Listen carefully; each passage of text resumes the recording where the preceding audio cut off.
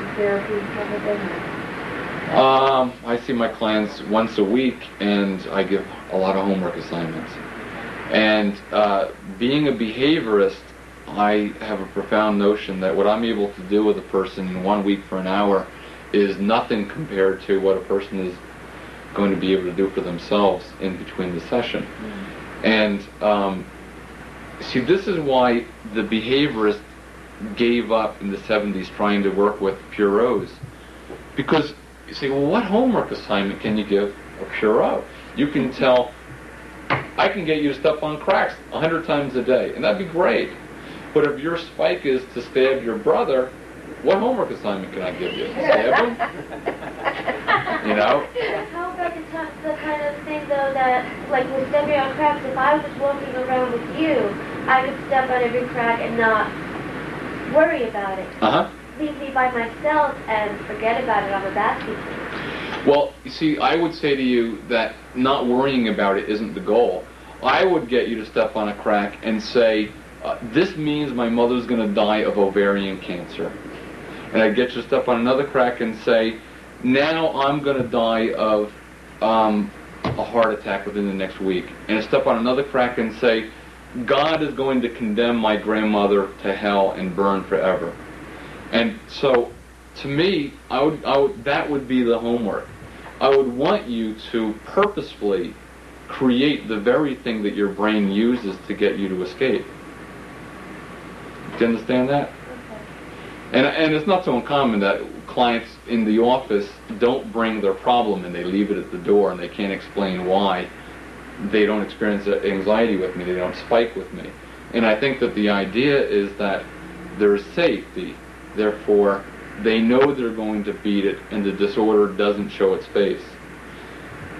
That kind of gets into a global treatment issue, and that is that OCD, like all anxiety disorders, will beat you if you are not convinced about your capacity to withstand it.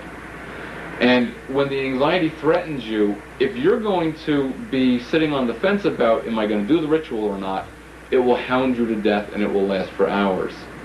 But anxiety that you're committed not to giving into only lasts 10 to 20 minutes. And that I've seen over and over and over again. And the people that I've worked with who've gotten better the quickest are those who turn to their anxiety and say, come and get me. And turn up the volume. You're making my stomach squeamish, you're making my head tight. I've seen this before, let's see how bad you can get now. Yes, and say to that bottom part of the brain, get worse on me, because I'm sticking you out. I'm going to really put up with you. And the people who have been brave enough to turn on their anxiety and really say that, whether it be panic attackers or OCD or agoraphobics, they get better very, very quickly. And because the panic attacker, that's the entire essence of their problem, my biggest problem with them is I only see them for 3 months. Whereas with a puro, it can take a year, before people really start getting, oh, spiking really isn't the problem. It's what I do about the spike. It's how I react to the spike. That's the problem. Yes? What role should a family member play when somebody carries out their session compulsion? I never answer should questions. I never use that word. But I would recommend that if the person is committed to getting better, then the family can be a great asset in giving the person effective responses which in the middle of a panic might not come to mind, so freely. Like, take the risk.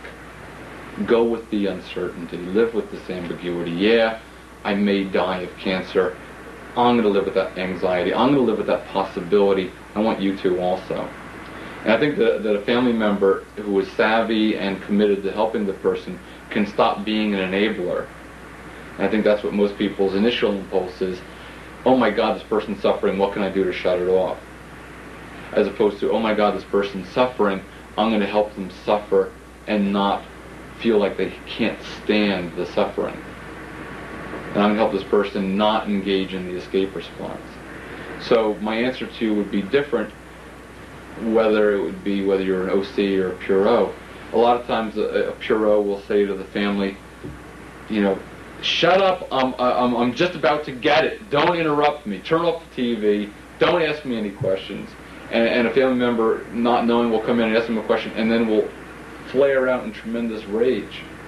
Of, you know, it's like you're building a card house, 1,000 cards, you know, and someone walks in the room and sneezes on it.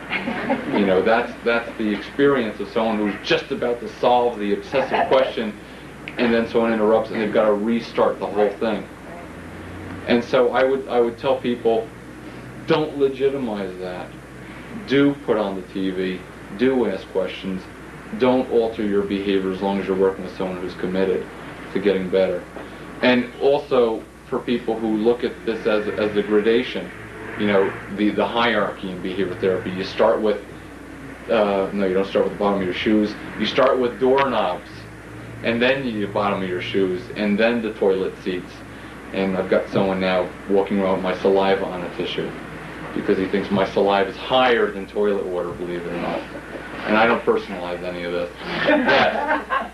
Would that work the same way with people who are compulsive buyers and savers and hoarders? Or is there a different type of... Hoarders are definitely a subcategory of OCD, and it gets into such intricacies such as the idea that if I let go of this, maybe it will be important to me somewhere down the road, or this actually represents some meaningful part of me, that letting go will almost be like letting go of a significant part of me, or a friend gave it to me and letting go of this item is like trashing my friend. Hoarding gets into a whole different world and philosophy, and I've had a great deal of difficulty working with hoarders. But generally what I do is make home visits and torture them. That's not a Puro, right? No. OCD. It's an OCD. Yes. You said before that an accident without I'll therapy. show pictures. I've seen pictures. Yes. An accident without therapy cause a relapse? No, if you go on an Afrinil and don't have behavior therapy simultaneously, when you go off an Afrinil, you generally see the person going back to the old patterns.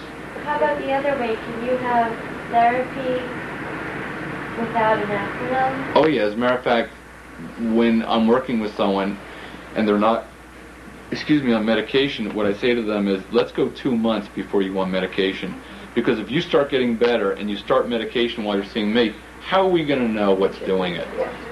So it's possible. Oh yeah, oh definitely. As a matter of fact, Margarita, who submitted an article along with mine to the OCD newsletter, she did it all without medication. She had been a Puro for 20 years. I've seen more improvement in quicker fashion with those who haven't been on medication. One thing that I see about people on Prozac is that they say things like, you know, okay, I'm feeling better, now you want me to rock the boat? You know, I've got elbow room for the first time in 15 years, and you want me to every hour touch this rag that's been in toilet water? You know, what, are you kidding me? And yes, exactly, and then become incredibly fearful of going off the medication because they think the medication has been everything, and you know, they haven't had any input. So I've got a lot of concern about people who go on medication, and I'm always wrestling with them to start to go off, to really test out how much have they integrated into their system. Steve, I'd just like to say, when you do behavioral therapy, it's important who you see. Right. That's because a lot of people present themselves as behavioralists that might not be. Yes. You're not seeing a behaviorist unless you get homework assignments. Did you see that article in Newsweek on Prozac? Yes. Yeah, what did you think of it, where some people actually killed people, they said the Prozac made them do it? That's just, I don't believe that. I've been on Prozac for over 2 years, and I've never... That's what I heard in this group, but I was wondering what you thought of that. Do you think it could have been? I really can't comment on that. I'm not a specialist with Prozac. Yeah. Anyway, so, yes. What do you expect with hoarders? Is it medication or behavior? Hoarders are a real special subcategory within the obsessive-compulsive realm. I have a son. Generally, well, first of all, let's distinguish between what I refer to as ego-dystonic obsessive-compulsive disorder and ego-syntonic, and other people refer to as overvalued ideation.